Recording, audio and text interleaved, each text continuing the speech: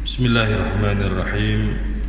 Assalamualaikum warahmatullahi wabarakatuh. Innal hamdalillah nahmaduhu wa nasta'inuhu wa nastaghfiruh wa na'udzu billahi min shururi anfusina wa min sayyiati a'malina. Man yahdihillahu fala mudilla lahu wa man yudlil fala hadiya lahu.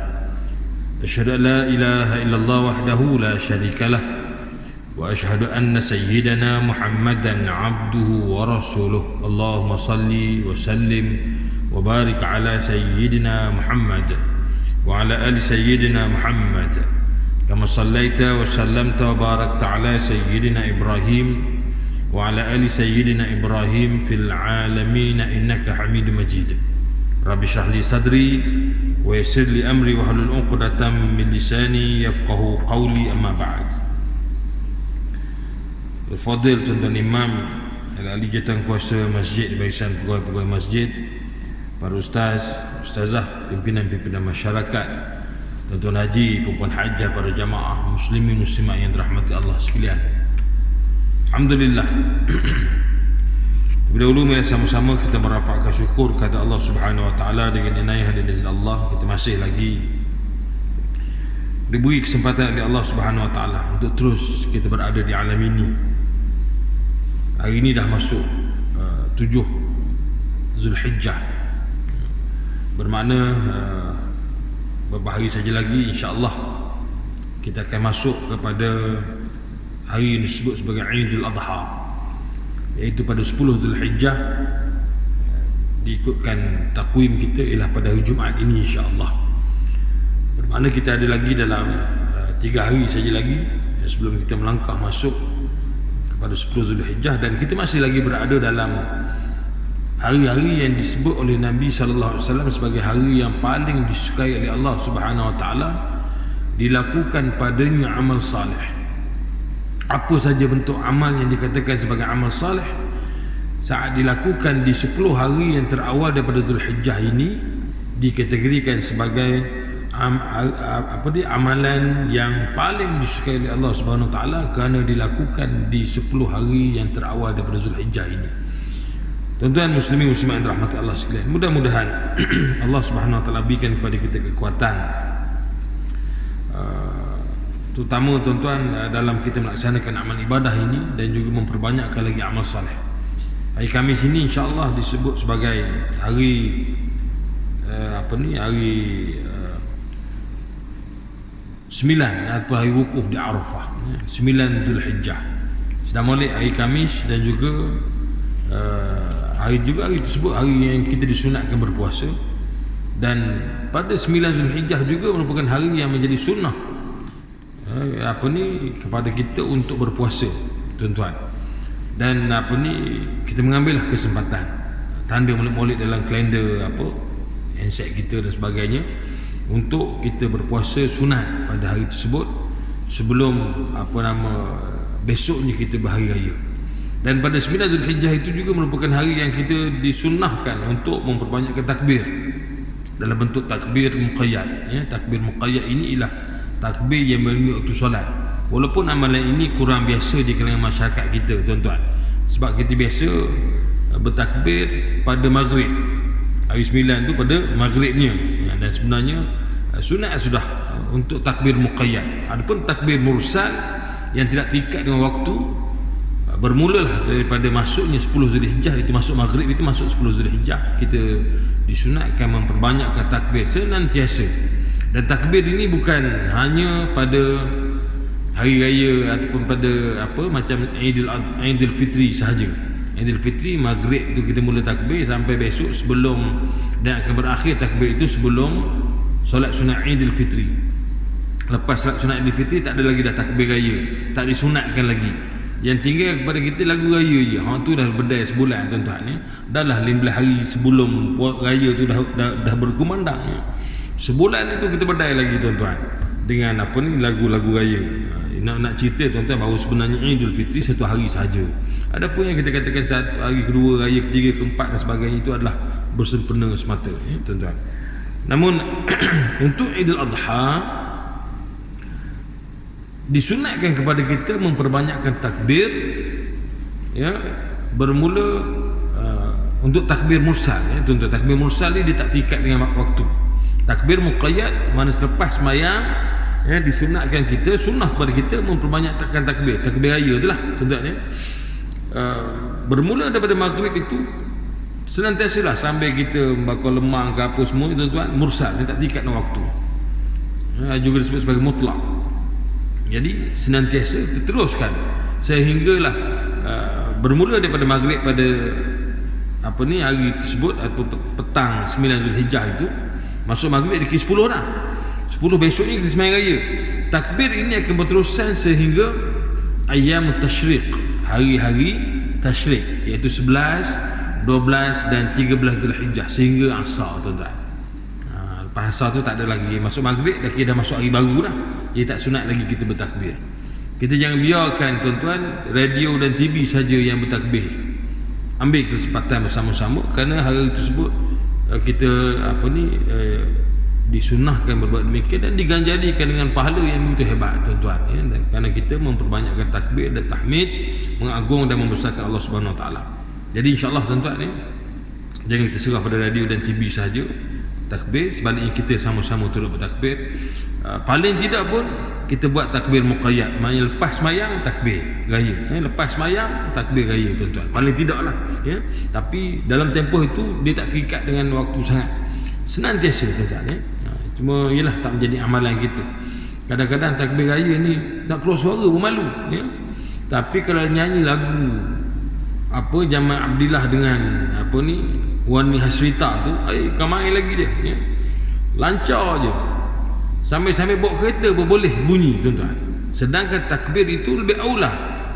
Sampai bawa kereta kita Allahu Akbar, Allahu Akbar, Allahu Akbar, La ilaha illallah, Wallahu Akbar, Allahu Akbar, walillahil hamd. Takbir panjang. Itulah dia, tuan-tuan, ya. Sunat, dapat pahala. Jadi insya-Allah, tuan-tuan, ya, kita jangan lepaskan peluang ini, kerana inilah dia peluang belum tentu kita dapat lagi bertemu dengan Aidil Adha pada tahun 1442 Hijrah pula. Jadi mentara kita diberi peluang, tuan-tuan, oleh Allah Subhanahu Wa Taala pada 1441 Hijrah ini, kita ambillah sebaik mungkin, insya-Allah. Dan kita mohon kepada Allah Subhanahu Wa Taala agar kita sentiasa diberi peluang untuk tahun-tahun yang seterusnya, insya-Allah.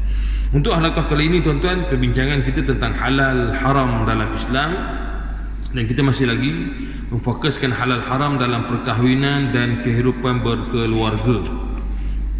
Halaqah lepas kita berhenti di bawah tajuk diharamkan menyebabkan ibu bapa kita dimaki oleh orang lain, dan kita sekiranya kita yang menjadi penyebab ibu bapa kita dimaki oleh orang lain, hukumnya dosa besar. Jadi kita dah sebut dulu berdasarkan hadis yang diriwayatkan oleh Imam Bukhari dan juga Muslim, Nabi SAW beritahu, inna min akbaril kabair ayyal'ana ar-rajulu walidayhi, dari sesungguhnya sebesar-besar dosa besar ialah seorang itu mencela, melaknati. Yal'an ialah melaknati, mencela ataupun mengutuk, mencerca, tak kiralah, tuan-tuan, yang seumpama dengannya lah. Tetapi dalam bahasa Arab digunakan perkataan an yal'ana. Yal'ana ni melaknati, ya. Melaknati seorang itu walidayhi, kedua ibu bapanya. Mana dia mencela, melaknati kedua ibu bapanya. Fastaghrabal qaum, maka sahabat-sahabat pun berasa pelik. An yal'ana rajulun aqilun mu'minun walidayhi, macam mana seorang yang sempurna akal, orang yang waras, aqil, mukmin, beriman, mencela atau melaknati kedua ibu bapa dia. Peliklah sahabat-sahabat. Lantas wahuma sababun hayati, sedangkan ibu bapa lah sebab lahirnya kita di atas muka bumi ini. Maka bertanya kepada Nabi SAW, wa kaifa yal'anu ar-rajulu walidayhi, wahai Rasul, bagaimana seseorang itu boleh melaknati kedua ibu bapanya?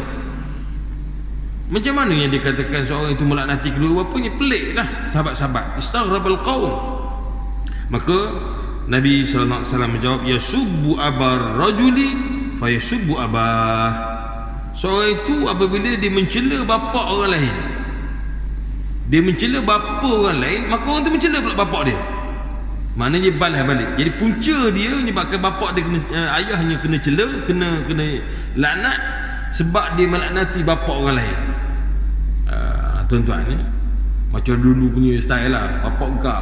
Ingat bapak aku je, bapak engkau apa cerita ke? Ya bahagi itulah orang dulu, tuan-tuan. Yang zaman saya kecil-kecil tu gitulah. Kalau cerita P. Ramlee, ambil buku-buku kertas, bagi kertas ni kepala bapak engkau, ni kepala bapak aku. Ini satu perbuatan yang menyebabkan ibu bapa kita dicela, dilaknati oleh orang lain. Bila mana ibu bapa kita dilaknati, kita melaknati bapa orang lain tak akan membalas balik laknat tadi, akhirnya terkena balik kepada ibu bapa kita. Akbaril kabair. Nabi kata apa? Terdiri daripada sebesar-besar dosa besar. Tuan-tuan, ini maknanya dia anggap sebagai seorang itu dia melaknati bapa dia secara tak langsung, walaupun dia tak niat pun nak melaknati bapa dia, tapi bila dia melaknati bapa orang lain, orang itu akan balas, akhirnya kena balik pada ibu bapa dia sendiri, maka dia anggap sebagai melaknati ibu bapa dia. Wa yasubbu ummahu, dan begitu juga dia mencela ibunya, ibu seorang itu, fa yasubbu ummahu, maka orang itu pula mencela ibu dia. Jadi inilah dia, tuan-tuan, saling balas membalas, menyebabkan akhirnya ibu bapa kita. Tambahan pula, tuan-tuan, kalau ibu bapa kita sudah meninggal dunia, na'udzubillah, tuan-tuan, orang tua kita dah tak ada dah, kita pula mencela ibu bapa orang lain. Dia mencela pula ibu bapa kita, tuan-tuan. Sepatutnya bila mana ibu bapa kita dah meninggal dunia, kita bagi pahala ke dia. Patut kita hantar pahala ke dia, bukan hantar laknat. Dalam konteks ini menyebabkan ibu bapa kita dilaknat, tuan-tuan. Wala'iyadzubillah. Nak ceritakan bahawa pentingnya seorang anak itu dalam erti kata apa, konteks birrul walidain, berbuat baik kepada kedua ibu bapa, termasuklah sekiranya ibu bapa yang telah pun meninggal dunia, masih lagi kita, tuan-tuan, sebagai seorang anak dituntut untuk berbuat baik kepada kedua ibu bapa kita, iaitu memperbanyakkan doa-doa keampunan, bersedekah dan sebagainya, berbuat baik kepada rakan-rakan ibu bapa kita yang masih hidupnya itu kawan baik dia. Itu juga salah satu daripada konteks yang disebut sebagai birrul walidain. Kita boleh lagi berbakti kepada kedua ibu bapa kita, tuan-tuan yang dirahmati Allah sekalian. Kemudian tidak dibolehkan, dan juga di antara konteks bagaimana seorang anak itu harus memuliakan ibu bapanya ialah tidak dibolehkan keluar sukarela berjihad tanpa keizinan ibu bapa. Tuan-tuan, kita tahu jihad ni bukan perkara kecil, bahkan ini merupakan seruan agama. Namun dalam konteks jihad ini, tuan-tuan, Islam sangat mengambil berat terhadap kerelaan, redha kedua ibu bapa itu terlebih dahulu. Maka dia telah Islam menegah seorang anak dari melibatkan diri dalam berjihad atau pergi ke medan perang tanpa keizinan daripada kedua ibu bapanya terlebih dahulu. Sedangkan jihad pada jalan Allah Subhanahu Wa Taala sangat tinggi martabatnya, tapi redha keizinan ibu bapa itu lebih dahulu. Tuan-tuan, nak ceritakan bahawa jihad itu perkara besar, tapi keizinan redha ibu bapa itu lebih besar daripada itu. Nak ceritakan bahawa begitu sekali Islam meletakkan kedudukan ibu bapa di hadapan anak-anak, tuan-tuan, Sedangkan jihad pada jalan Allah Subhanahu Wa Taala fi sabilillah itu sangat tinggi martabatnya menurut pandangan Islam. Tidak dapat disamakan dengan bangun malam bersolat di sepanjang malam. Jihad fi sabilillah kalau nak lawan dengan, nak dibandingkan dengan qiyamul lail sepanjang malam, tak boleh lawan lagi, tuan-tuan. Jihad fi sabilillah jauh lebih besar. Tapi bila kena dalam konteks birrul walidain, buat baik pada kedua ibu bapa, minta izin, minta redha, lebih besar lagi daripada itu. Lagi besar daripada itu, tuan-tuan. Dahsyat, tuan-tuan. Kadang-kadang yang anak-anak pada hari ini mungkin dia buat tak kisah je dalam perkara ini, tuan-tuan. Dan kita semua ini adalah anak-anak belaka, kerana kita mempunyai kedua ibu bapa, sama ada yang masih hidup ataupun yang telah meninggal dunia. Masih, tuan-tuan, mana saya Ustaz, saya tak ada mak bapak, katalah, tuan-tuan, yang tak ada mak bapak pasti dia meninggal dunia, ataupun kita tak tahu siapa ibu bapa, tapi hakikatnya tetap ada ibu bapa. Ya, dan dunia ni tuan-tuan, siapa je yang tak berbapa, tak ada ibu bapa? Siapa? Nabi Adam alaihissalam tak ada ibu bapa, tuan-tuan ni. Hawa tak ada juga ibu bapa. Nabi Isa alaihissalam tak ada bapa, ibunya ada, tuan-tuan ni. Jadi kita ni yang normal, ada ibu ada bapa. Jadi dalam konteks itu nak diceritakan bahawa mengutamakan ibu bapa itu jauh lebih besar dan tidak dapat disamakan dengan qiyamul lail, lebih besar daripada berjihad, sedangkan jihad itu tidak dapat disamakan pahalanya itu dengan qiyamul lail di sepanjang malam ataupun berpuasa di siang harinya. Dinyatakan dalam sebuah hadis riwayat daripada Abdullah bin Amr al-As, itu anak Sayyidina Amru al-As. Amru al-As ni ialah gubernur di zaman Sayyidina Umar jadi khalifah. Umar hantar Amru al-As ni jadi gubernur Khalifah Umar di Mesir. Jadi kata tuan yang pernah bertamu ke Mesir, biasanya jarang tak pergi singgah di masjid, semayang di Masjid Amru al-As di Qahirah. Masjid Amru al-As ini kenapa?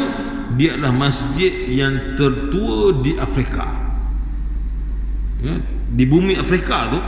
Itulah masjid yang pertama sekali dibina, tuan-tuan, ya.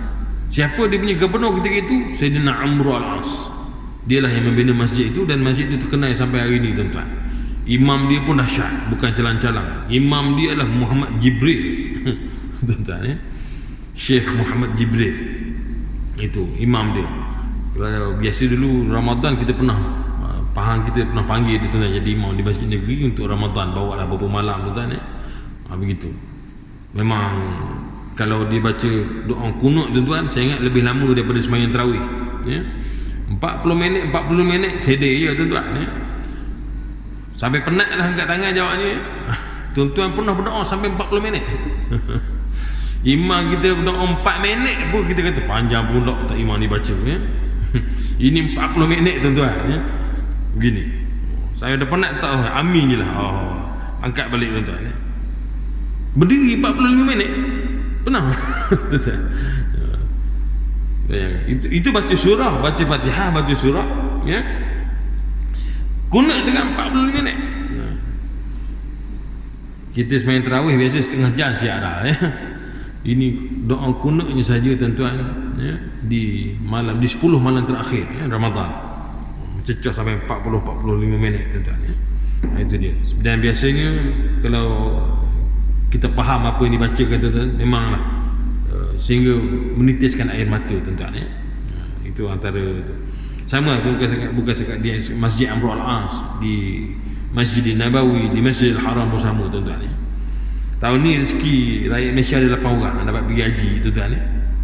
Dalam ramai-ramai rakyat Malaysia ada 8 orang yang dapat visa haji. Itu pun kerana dia duduk di sana. Tahun ni jemaah haji hanya 10,000 sahaja, ya.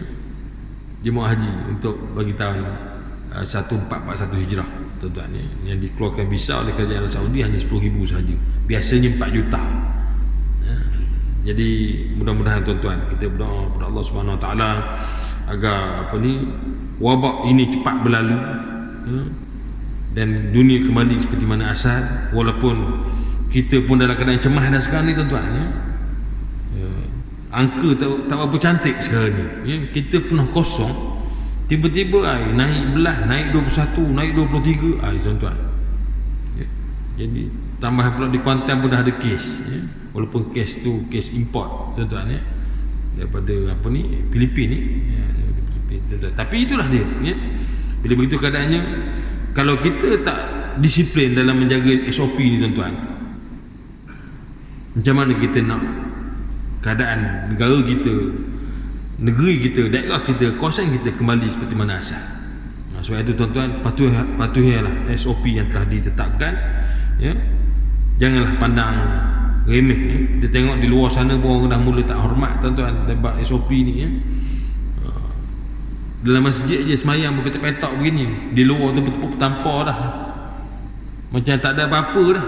Kita tengok, tuan-tuan, dahsyat gitu gaya, tuan-tuan, ya.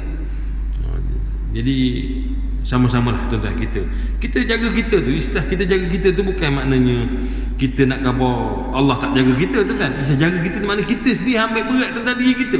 Kalau semua orang main peranan ambil berat tentang diri sendiri, insya-Allah tuan-tuan dari sudut pemakaian mask lepas ni tuan-tuan, dan sekarang pun dah memang dah sepatutnya tuan-tuan tempat-tempat yang ramai ni tumpuan awam ni termasuk masjid. Sekarang ni kita bagi optional lagi tuan-tuan digalakkan hendaklah memakai mask. Lepas ni tuan-tuan tak pakai, tuan-tuan datang ke masjid tak pasal-pasal tuan-tuan bersembahyang dengan nilai yang paling mahal, mungkin tak kena gaji RM1,000 tuan-tuan sembahyang kali ni memang mahal betul, kena bayar denda RM1,000. Sembahyang kena denda tuan-tuan sebab tak patut SOP tuan-tuan jagalah, sama-sama kita menjaga tuan-tuan baik. Berbalik tadi, ja'a rajulun, Amru al-As tadi, Abdullah bin Amru al-As katanya ja'a rajulun ila Nabi sallallahu alaihi wasallam, seorang lelaki datang bertemu dengan Nabi sallallahu alaihi wasallam, fasta'dzanahu fil jihad, dia minta izin dengan Nabi untuk pergi berjihad. Maknanya Nabi telah mewar-warkan tentang seruan jihad. Maka sahabat ini datang berjumpa dengan Nabi sallallahu alaihi wasallam untuk minta izin, minta masuk senarai berjihad. Fasta'dzanahu fil jihad, maka dia minta izin dengan Nabi sallallahu alaihi wasallam untuk turut serta dalam berjihad. Faqal, Nabi sallallahu alaihi wasallam pun berkata kepadanya, ahayyun walidak, apakah kedua bapa kamu masih hidup? Qala na'am, dia jawab ya, masih hidup lagi ya Rasulullah. Kata Nabi sallallahu alaihi wasallam, qal fa fihima fajahid, maka kata Nabi SAW, hendaklah kamu berjihad untuk kedua bapamu terlebih dahulu. Maknanya jaga mak bapak tu lebih utama, jaga bapak tu dulu tuan-tuan. Iaitu dijadikanlah medan jihadmu atau perjuanganmu dengan melakukan kebaikan kepada kedua bapa dan menjaga keduanya. Maknanya anak-anak ni tuan-tuan, zaman sekarang ni kita mungkin dah istilahnya tak adalah kita dengar seruan jihad. So terlepas ke kita daripada untuk berjihad? Rupanya tak tuan-tuan. Dengan kita berbakti kepada kedua bapa itu seumpama kita jihad fi sabilillah, berbakti kepada kedua bapa tuan-tuan Raya ni insya-Allah tuan-tuan dah tak ada masalah, tiada sekatan merentas negeri. Kita boleh beraya dengan menjaga SOP dengan baik tentang raya Aidiladha ini. Cuma tuan-tuan, mungkin Aidilfitri itu tak dapat berjumpa. Ini dah peluang ni tuan-tuan. Tapi takkanlah disebabkan dari itu kita dah buka PKPP tuan-tuan, tak balik-balik lagi, terpelik jugalah tuan-tuan ibu bapa. Zaman sekarang ni tuan-tuan, kita dah ada alat penghubung ada telefon pun boleh gambar dah, direct dah Kalau hak yang free tu ada, WhatsApp tu boleh terus je tuan-tuan boleh video call, boleh berhubung, sekurang-kurangnya kita bertanya khabar ataupun sentiasa telefon lah, tanya khabar dan sebagainya. Itulah dia tuan-tuan bukan seperti mana zaman dahulu tak tahu apa cerita, terputus hubungan dan sebagainya, sehingga dah dapat bertemu bersua muka balik, barulah dah tahu tanya khabar berita. Zaman sekarang tuan-tuan kita ada alasan dah baik. Dalam satu riwayat yang lain berbunyi, aqbala rajulun ila Rasulillah sallallahu alaihi wasallam, satu orang lelaki datang bertemu dengan Rasulullah sallallahu alaihi wasallam, faqal ubayyuka 'ala al-hijrah wal jihad abtaghil ajra min Allah. Laki tadi dia datang jumpa Nabi, dia beritahu, aku membai'ahmu ya Rasulullah untuk berhijrah dan berjihad. Justru aku inginkan pahalanya daripada Allah Subhanahu wa taala. Dia nak ke pahala daripada Allah Subhanahu wa taala. Qala lahu, Nabi pun bersabda kepadanya, fahal min walidaika ahadun hayyun, apakah daripada dua ibu bapa kamu itu ada yang masih hidup? Qala na'am, dia kata ya Rasulullah, masih hidup. Bal kilahuma hayyun, bahkan kedua-duanya masih lagi hidup, kata lelaki itu kepada Nabi SAW. Afatabtaghil ajra minallah, Nabi pun bertanya, apakah benar kamu inginkan pahala daripada Allah? Qal, dia kata, na'am, ya Rasulullah, aku nak pahala daripada Allah. Nabi beritahu kepada dia, farji' ila walidayka fa ahsin suhbatahuma. Kalau begitu, kata Nabi, kembalilah kamu kepada keduanya, pergilah kepada kedua bapa kamu dan berbuat baiklah dalam pergaulanmu dengan keduanya.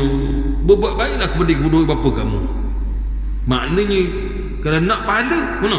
Pergi balik semula ke mak bapak kamu, tuan-tuan. Kadang-kadang kita nampak waktu besar, pahala nampak yang hebat, rupanya tuan-tuan lubuk pahala tu depan mata kita. Siapa? Berbuat baik kepada kedua ibu bapa. Yang mungkin kita setengah kita kata tak ada macam biasa-biasa je kayaknya, rupanya tu dia lubuk pahala dengan kita berbakti kepada kedua ibu bapa kita. Tuan-tuan, ya, kita sangka jihad fi sabilillah, macam kisah sahabat ni lah, dia sangka jihad fi sabilillah tu pahalanya besar, dia sanggup berhijrah, ya, kerana Allah dan Rasulnya, kerana apa nak pahala, dia target itu, kira pahala tu besar. Rupanya lubuk pahala tu ada depan mata dia, iaitu ibu bapa dia, tuan-tuan. Dan tak heranlah di kalangan kita pun ada menyangka yang demikian itu, tuan-tuan, ya. Sangka dengan berbuat satu perkara itu besar pahalanya, sedangkan berbakti kepada kedua bapa merupakan pahala yang sangat besar di sisi Allah Subhanahu Wa Taala. Dalam satu riwayat yang lain, Rasulullah SAW bersabda, ja'a rajulun ila Rasulillah sallallahu alaihi wasallam faqal ji'tu ubayyi'uka 'ala al-hijrah wa taraktu abawayya yabkiyan. Telah datang seorang lelaki kepada Rasulullah SAW lalu berkata, aku datang kerana hendak membai'ahmu ya Rasulullah untuk berhijrah, dan aku telah meninggalkan kedua ibu bapaku dalam keadaan menangis. Maknanya sebab dia pergi jumpa Nabi tu, mak bapak dia menangis, ya. Jadi kata Nabi SAW, faqala irji' ilaihima fa'adhikhima kama abkaitihima. Sekarang juga kamu kembalilah kepada kedua-duanya dan buatlah sesuatu yang menjadikan keduanya itu gembira, sebagaimana kamu telah buat kedua mereka itu menangis. Maknanya tuan-tuan, menggembirakan ibu bapa itu pahalanya besar. Menggembirakan ibu bapa itu pahalanya besar. Sebab itu kita ni tuan-tuan, sebab kita ni banyak ikut, kadang-kadang tuan-tuan, contohnya macam birthday lah, ya. Birthday ni orang bagi hadiah kita, tuan-tuan, ya. Sepatut yang ikut, yang sepatutnya siapa dapat hadiah, tuan-tuan? Siapa dapat hadiah? Mak dan ayah kita lah, sebab tak kerana dia tak lahir kita. Patut birthday kita bagi hadiah ke dia orang. Ni terbalik. Birthday kita, orang pula masa beri hadiah ke kita, tuan-tuan. Kesongsang tu terbalik tu sebenarnya. Beri hadiah tu tanda patut, tak apalah orang nak bagi tu terimalah, tuan-tuan. Tapi birthday kita, tuan-tuan, kita patut beri hadiah kepada kedua bapa kita. Itu yang sepatutnya, lebih wajar, ya. Kenapa? Sebab menggembirakan mereka itu pahalanya besar di sisi Allah Subhanahu Wa Taala. Menggembirakan kedua bapa, tuan-tuan, ya. Jadi salah satu daripadanya ialah tadilah, tuan-tuan, ya, dengan memberi suatu pemberian, bagi membalas jasa-jasa mereka dan pengorbanan mereka. Kita zaman sekarang ni, masya-Allah, tuan-tuan, ya, makan kenyang lah. Kalau zaman kecil-kecil dulu, Allahu Akbar, tuan-tuan, susahnya lah, ya. Saya yakin depan saya ni ramai orang susah dulu masa dia kecil dulu. Sekarang ni dah dapat merasa duduk kawasan perumahan, dulu duduk di kampung, tuan-tuan, ya. Elektrik pun tak ada, pakai pelita je rumah. Bila pelita tak sok khabar lah, tuan-tuan, hidung pesawat, ya. Itak, kalau korek hidung ni jari itak. Sebab tak ada elektrik, duduk depan apa, jelaga api pelita, tuan-tuan, ya. Elektrik tak ada, kipas tak ada. Apa lah elektrik tak ada, kau nak kipas, beli kipas elektrik tak ada mana. Kita sekarang, tuan-tuan, selesa, ya. Selesa, tuan-tuan, ya. Dengan barangkali rumah kita ada aircon, ya, tuan-tuan. Kalau takkan ibu bapa kita tak ada kita sekarang ni, tuan-tuan, ya. Sebab tu antara cara kita berbakti kembali kepada kedua bapa ialah apa yang kita dapat patut kita bagi juga kepada mereka. Sebab dulu masa kita kecil dulu, tuan, masa kita sedang dibesarkan oleh kedua bapa kita, apa yang mereka ada itu yang kita dapat. Nah, apa yang kedua ibu bapa kita ada, itu yang kita dapat. Kalau dia makan nasi, lauk itulah kita makan. Sekarang ini tuan-tuan, belum tentu kita mungkin makan lauk lagi sedap daripada apa yang dimakan oleh ibu bapa kita, tuan-tuan. Barangkali begitu, ya. Jadi inilah dia peluang untuk kita balas jasa mereka. Paling tidak tuan-tuan, kita kata apa ni, dari sudut ayat adilnya, tuan-tuan, kalau rumah kita sejuk molek, tuan-tuan, rumah orang tua kita panas, sejukkanlah, tuan-tuan, ya. Contohlah, ini kadang-kadang sampai anak-anak balik kampung pun tak mau, ya. Balik kampung tapi tidur homestay. Bapa homestay ada aircon, ya. Rumah mak ayah kita barangkali kipas je, itu pun bunyi sangat kerang bunyi, tuan-tuan. Setengah-setengah tu dah memang ada, setengah kata booking hotel terus. Tak apalah, kata budak-budak ni tak boleh lalu, panas, alasan macam-macam lah, ruam lah, itulah ini, tuan-tuan.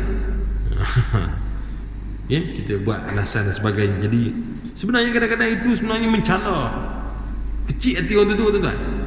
Kita tak tahu, mungkin dia tak khabar, dia memang tak khabar barangkali, tuan-tuan, ya. Tapi cara tindakan anak-anak itu kadang-kadang dalam hati, mungkin dia kata, hati kecil dia berkata, ya, dulu engkau besar ginilah, ya, awak dulu membesar dalam keadaan panas beginilah, boleh hidup sampai sekarang, ya. Datang kita, tuan-tuan, berasa kononnya, ya, kita duduk di Wanda, kawasan perumahan, ya, tuan-tuan. Dia balik kampung tu nyamuk banyak apa semua macam-macam. Jadi ikhtiarlah kadang-kadang nak mengatasi masalah itu. Takkan kita nak minta, nak biarkan begitu saja keadaan ini? Boleh kita fikirkan bersama, tuan-tuan, ya. Pakat adik-beradik guna gaya, ya. Ini kadang-kadang atak dia pun boleh tanya hujan, tuan-tuan, dah perik tadah dengan besen, tuan-tuan, ya. Rumah kita hujan pun tak sedar. Hujan malam tadi tak sedar apa, punyalah kedaknya rumah kita, tuan-tuan, barangkali, ya. Tapi rumah orang tua kita di kampung, tuan-tuan, mungkin barangkali, ya, bocor sana bocor sini, kita pun buat nampak tak nampak je, tuan-tuan. Jadi jaga. Bab ini memang sebenarnya, tuan-tuan, once istilahnya sekali je orang tua kita berasa hati, tuan-tuan, Allah neraka, tuan-tuan, ya. Neraka, tuan-tuan. Dia anggap sebagai orang yang, ya, telah melakukan dosa besar. Bayang, kita biasa baca hadis yang Nabi beritahu apa, raghima anfi mri'in, celakalah hidup seorang itu. Ketika Nabi naik mimbar tu, Nabi sebut amin, amin, amin. Yang ketiga kata Nabi SAW, tangga ketiga Nabi naik, Nabi kata amin.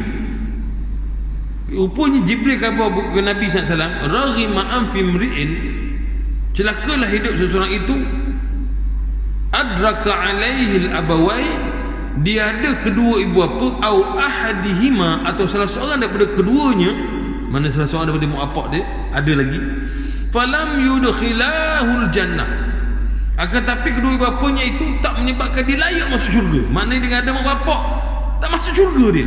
Sedangkan tiket nak masuk syurga, antara istilahnya password lah, tuan-tuan, antara perbuatan yang melayakkan seorang itu masuk syurga ialah berbakti kepada kedua bapa. Tapi kan ada dua bapa tak layak dia masuk syurga. Kenapa? Dia jadi anak derhaka, neraka dia, tuan-tuan. Itu yang Jibril kata, celakalah hidup seorang itu, dia ada kedua bapa atau salah seorang daripada keduanya, tapi tak melayakkan dia, kedua bapa itu tak boleh jadikan sebab untuk dia masuk syurga. Tuan-tuan, nak ceritakan bahawa ini kisah anak derhaka. Bila anak derhaka, tuan-tuan, hebat mana dia sekalipun atas muka bumi, tuan, neraka dia di akhirat. Na'udzubillah. Na'udzubillah. Sebab itu bab ini kena jaga molek-molek, tuan-tuan. Kalau tidak, masakan Nabi SAW letak kategori dosa besar ini nombor 2 selepas syirik. Ala unabbiukum bi akbaril kabair, nak tak aku beritahu kepada kamu semua tentang sebesar-besar dosa besar, kata Nabi SAW. Qalu bala ya Rasulullah, maka sahabat itu, bahkan kami nak tahu ya Rasulullah, apakah itu ya Rasulullah, apakah dia sebesar-besar dosa besar? Nabi kata apa? Asyirku billah, pertama sekali syirik kepada Allah, wa uququl walidain, dan menderhaka kepada kedua ibu bapa. ranking tu. Lepas syirik tu, syirik ni dahsyat lah tuan-tuan. Orang menyembah Allah, dia syirik pada Allah. Tuan-tuan, itu dosa pertama. Paling besar sekali dalam dosa besar, syirik. Yang kedua, derhaka kepada kedua ibu bapa. Allah, ranking kedua. Bila sebut ranking kedua ni, kan kita biasa sebut top 5, top 3. Maknanya bukan calang-calang tuan-tuan. Ini bukan calang-calang kebanggaan, calang-calang minta jauh daripada Allah SWT, daripada kita berlaku yang demikian itu, iaitu menderhaka kepada kedua bapa. Abu Sa'id Al-Khudri meriwayatkan seorang lelaki daripada negeri Yaman telah berhijrah kepada Rasulullah SAW. Lalu baginda bertanya, adakah kamu mempunyai keluarga di Yaman? Lelaki itu menjawab, ada. Rasulullah SAW bertanya lagi, adakah mereka mengizinkan kamu datang kemari? Jawabnya tidak. Dia jawab, tidak ya Rasulullah. Lalu Rasulullah SAW bersabda, sekarang kembalilah dahulu kepadanya dan minta izin keduanya. Kalau mereka memberi keizinan kepadamu, barulah kamu boleh berjihad. Jika tidak, hendaklah kamu berbuat baik kepada mereka. Maknanya tuan-tuan, izin ni wapak ni penting. Kadang-kadang yelah, selagi mana kita ada